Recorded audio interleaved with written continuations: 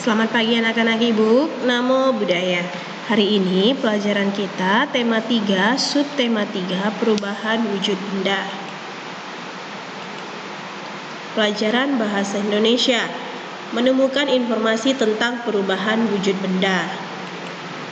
Untuk menemukan informasi di dalam teks, kita perlu membaca terlebih dahulu teks tersebut dengan seksama. Selain itu, kita dapat mengajukan pertanyaan dengan diawali kata tanya. Setelah itu, kita dapat mencatat informasi dari teks tersebut. Gunakan kosakata baku dan susunan kalimat yang benar dalam menuliskan kembali informasi yang didengar.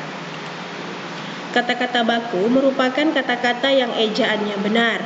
Untuk mengetahui arti kata-kata baku, dapat menggunakan Kamus Besar Bahasa Indonesia.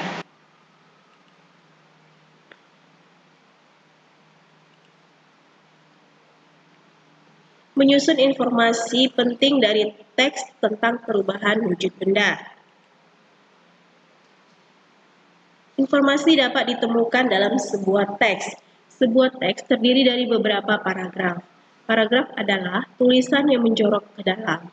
Setiap paragraf terdiri atas kalimat-kalimat efektif. Kalimat efektif merupakan kalimat yang tersusun secara sistematis. Untuk menemukan informasi penting dari teks, kita harus membaca teks dengan saksama.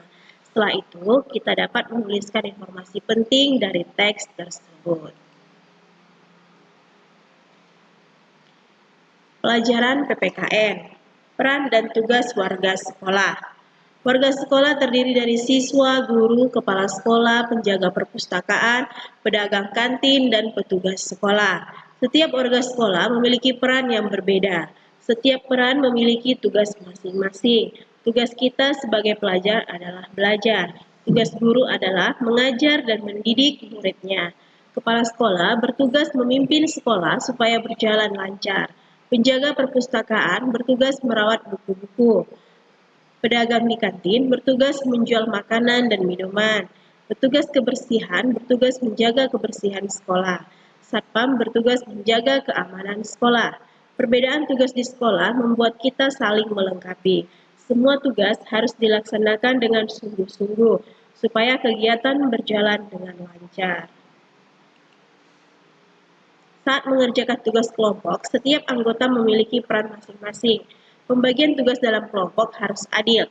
Pembagian tugas membuat pekerjaan menjadi cepat selesai. Dengan demikian, setiap anggota dapat melaksanakan tugas dengan baik. Pelajaran matematika, hubungan satuan berat, ton, kuintal, dan kilogram.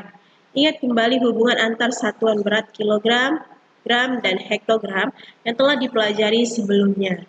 Selain ketiga satuan berat tersebut, masih ada satuan berat lainnya yang banyak digunakan sehari-hari, misalnya ton dan kuintal. 1 kilogram, hektogram, dekagram, gram, desigram, sentigram, miligram. Setiap turun satu tangga itu dikali 10, naik satu tangga dibagi 10.